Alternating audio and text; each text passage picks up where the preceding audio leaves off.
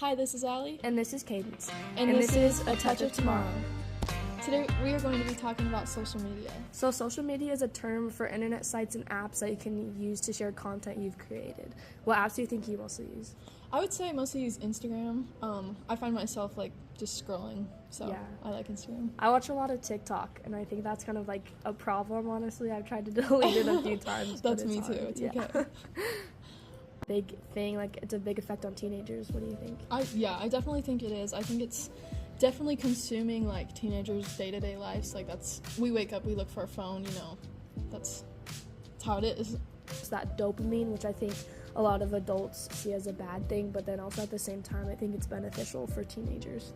Yeah, it definitely has pros and cons. It's very mentally draining if you're not using it right, but it can also be a tool, so that's good. Well, I was looking into it a little bit, and it says that social media, if people use it for over 3 hours a day, it is actually they face twice the risk of having negative mental health outcomes, which includes depression and anxiety. Jeez, Yeah. I didn't know it was that real. And on that note, I kind of want to compare data rates from depression versus now and then. And I seen this thing, and it said in the early 2000s, the rate of adolescent depression specifically went up, especially between 2005 and 2017.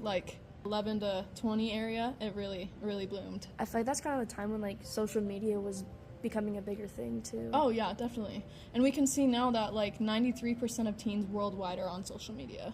Wow. And that's over 5 billion teens worldwide. Yeah. And I feel like more people are on it at school too.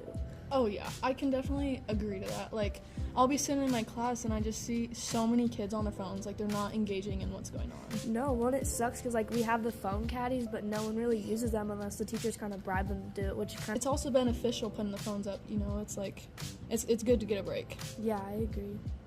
And I think a lot of it is also there's headphones, and a lot of people want music now to kind of be in their minds. It definitely has a detrimental effect on the learning process in school, and it leads kids to struggle to stay engaged in class, and they can miss important information or assignments. Yeah, I agree. And I think it's also hard because a lot of our work is online now. Right. A lot of it is just on the computers, which it's kind of a more AI thing with that than social media itself. But at the same time, I think a lot of people can get information from social media and try to put that in their assignments. Right, I totally agree. And on the brain, it definitely leads to comparisons, which can lead to increased anxiety and depression and low self-esteem. So I see teachers on their phones and stuff. Oh yeah, I definitely think it's a preferred thing. Adults are going to use more Facebook, teenagers are going to use more TikTok. It's just kind of what they need.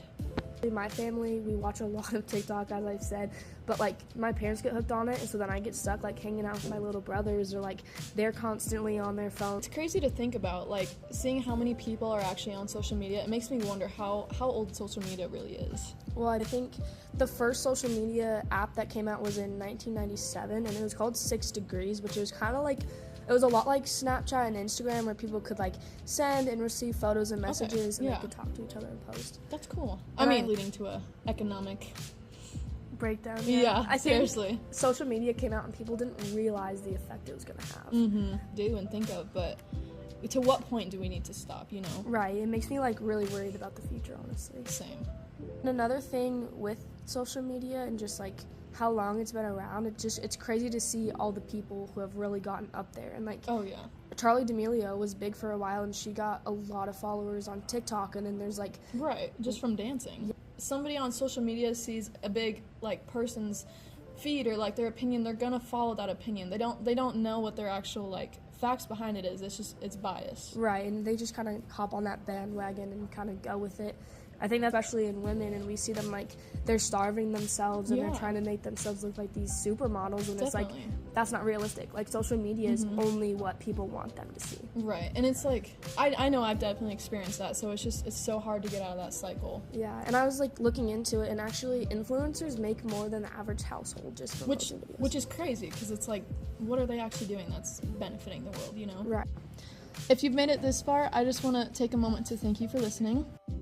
Thank you for engaging in our podcast about how social media has impacted teen culture. I'm Allie. And I'm Cadence. Thank you for listening to A Touch of Tomorrow. I never seen a real rainbow.